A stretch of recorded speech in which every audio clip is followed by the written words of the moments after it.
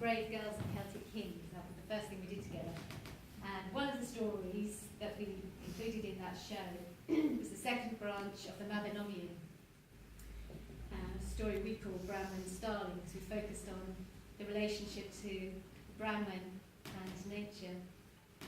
So, I'm going to give you just a really brief synopsis of the first part of the story, and then we're going to go into our version, our retelling of it from partway through. So, we have Bran, who's a king, and he's a giant. And he's up in Harlech. And Bran is the word for raven, Bran the Blessed, Bendigai Bran. And he has a sister called Branwen, the white raven. Very beautiful, normal size, like all of us. And King Matholwch of Ireland, he woos Branwen. Branwen, who loves the birds, who has a starling, a pet starling that comes to her window that she feeds tidbits to and speaks to. And Matholwch falls in love with the idea of her, really, and comes to woo her. And a marriage takes place. All is wonderful and happy. Except that Bran has a brother called Ethnician. And he's away when all this goes on. And when he comes back, he's horrified to find that his sister has been married without his say-so, without his blessing, without him even being there. And so he decides to put a bit of a spanner in the work. He's a bit of an evil piece of business, actually, Ethnician. And he maims the horses of Matholwch. And Matholwch is so outraged and offended by this act. By the way, there's a couple more seats if you wish. Are you happy there? That it nearly ends up as war. But luckily Bran thinks on his feet and he thinks, no, we must avoid war at all costs. And so he offers various things to Matholwch to appease him. And eventually he offers him his greatest treasure, which is this magical cauldron, which gives the power, is the power of life. So anything that is suffering, injured, unhealthy, dead even, you can put into this cauldron and it will bring it back to life. So this is a pretty amazing gift that he gives to Matholwch. So Matholwch said, okay then, we won't have a war. I'll take the cauldron, I'll take your sister, and off I go, happily ever after. Goes back to Ireland. Everyone welcomes his beautiful bride, except for his counsellors, who think, how can he accept her as his bride after what happened to the horses? This is no good. We're not having this. And so they grind him down day after day, and they eventually turn him against her and make him see that he has to uphold the honour of his people. And so, although they have a child, he sends the child away, he's fostered out to another family, and he banishes his wife to the kitchens. She has to work in the kitchens. And her life is made a misery there. She's beaten daily. So this is where we're going to join the story.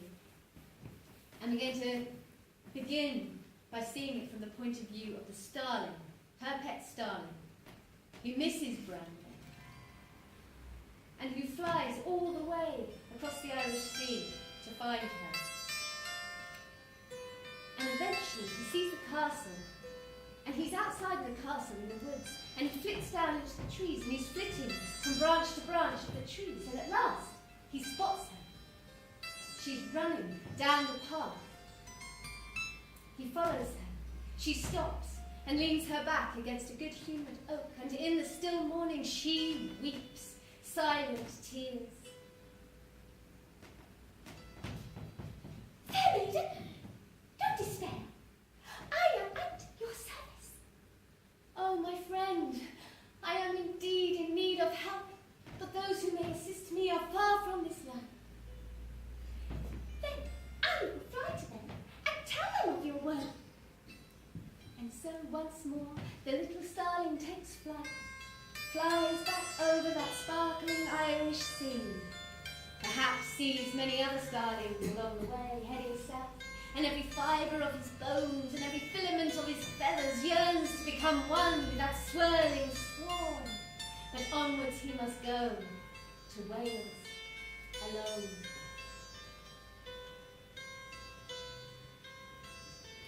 In a hollow, the giant king sleeps.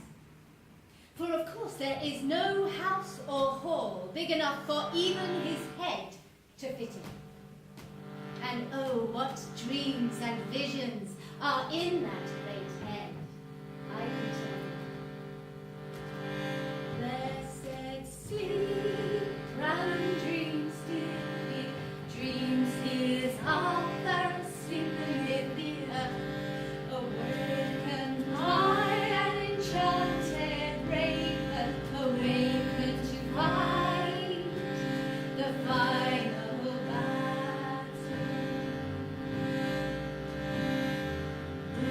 Still sleep, long dreams softly, dreams there is no one high upon the earth, awaiting the return of his beloved stars, awaiting to find when he still prevails.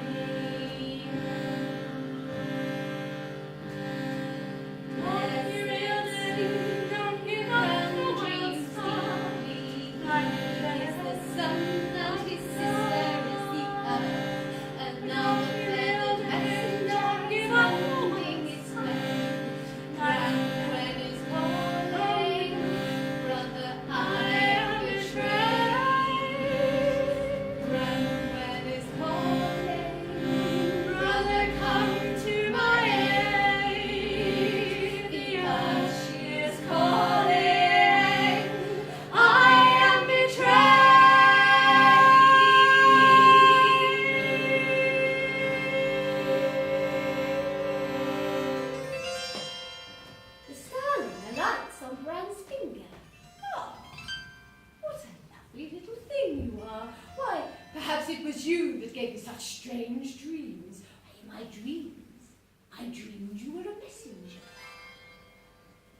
And then Bran sees, tied to the starling's leg, is a little note.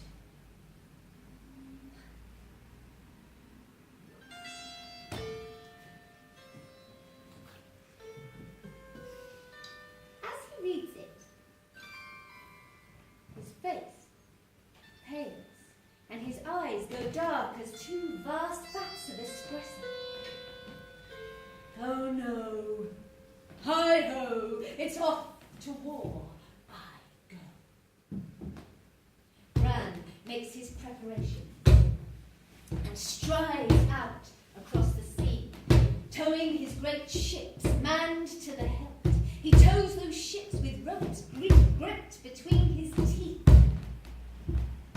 Over the ocean he goes at each stride, making huge waves, causing, I'm quite certain, a great deal of disturbance to areas of special scientific interest. Be afraid, Matholwch, for the great mountain draws near. Look to your armies, Matholwch, for Bran is poised to strike.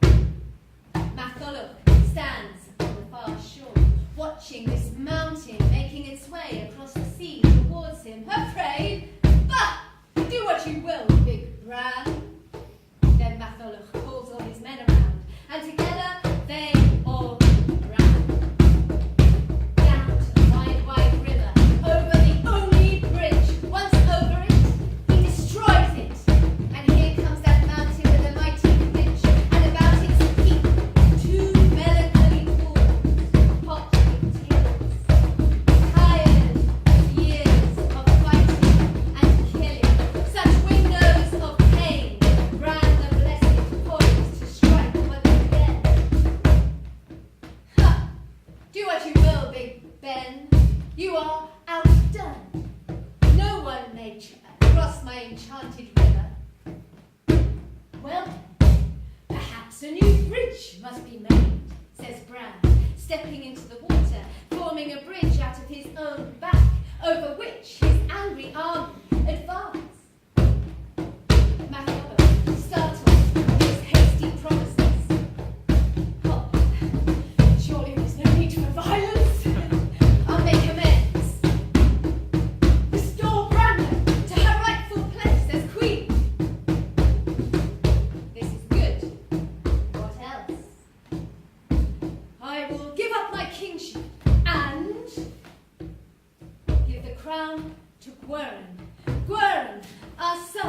Now, the King of Ireland. You think we are so easily appeased? But what about this then? I will build a massive hall. A huge hall, big enough for you and all your men to feast in. Tall hall. That sounds like a fair deal. I accept. So, the huge hall was built, and a feast for all prepared, and a great fire blazed in the hearth. There was much joy. Branwen was happiest of all, reunited with her husband and her beloved son, Gweren. Gweren, now a king of Ireland. Bran was happy. First time indoors, cozy by the fire. Even the Irish councillors were happy. But there was one who was not happy. Ethnicity. Once more, he was jealous. Jealous of all the attention Gweren was getting. What about him? When was he going to get some recognition? When was he going to be crowned? So he called his newly crowned nephew to him. Reluctantly, Gweren approached. Ethnician, in a trice, grasped him by the ankle and hurled him into the fire. All happiness gone, and with it, all hope of peace. Tum tum tara, tum tum tara tara, tum tum tara, tum tum tara, tum tum tara tara. The tables are upturned with an anguished roar, and the startled birds take flight. Meat and wine spilled on the floor, swords flash in the firelight. Tum tum tara, tum tum tara, tum tum tara tara, tum tum tara, tum tum tara, tum tum tara tara. The birds. Yeah, there's none of that. Sorry. In a nearby wood, the animals all dart and bound away as the doors to the huge hall open, spilling frenzied rage upon the day. Tum tum tara, tum tum tara, tum tum tara tara, tum tum tara, tum tum tara, tum tum tara tara. The birds, all in a flock, gather in the nearby trees. Pigeon, gull, rook and crow, starling, kite and raven. Raven croaks thrice.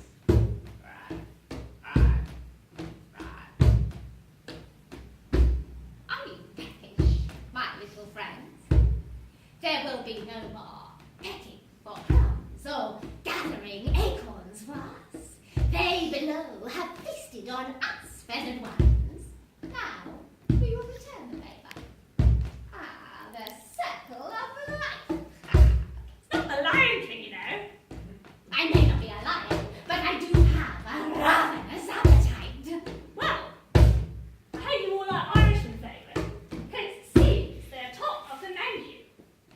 And so it was. For every Welshman defeated, 10 Irishmen went down. Round one to Bendigo Bran. But the Irishmen had a little something up their mossy green sleeves, something that might lend them a bit of an advantage.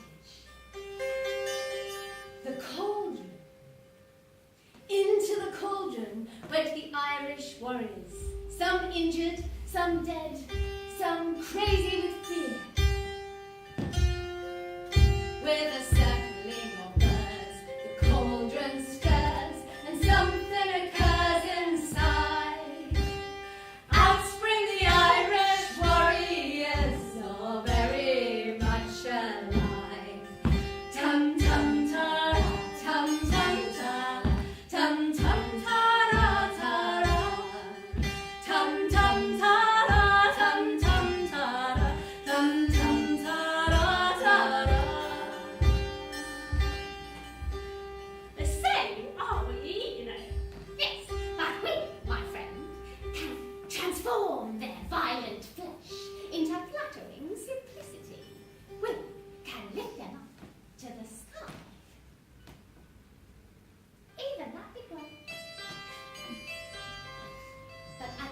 very moment, our blessed Bran was coming down firmly to earth.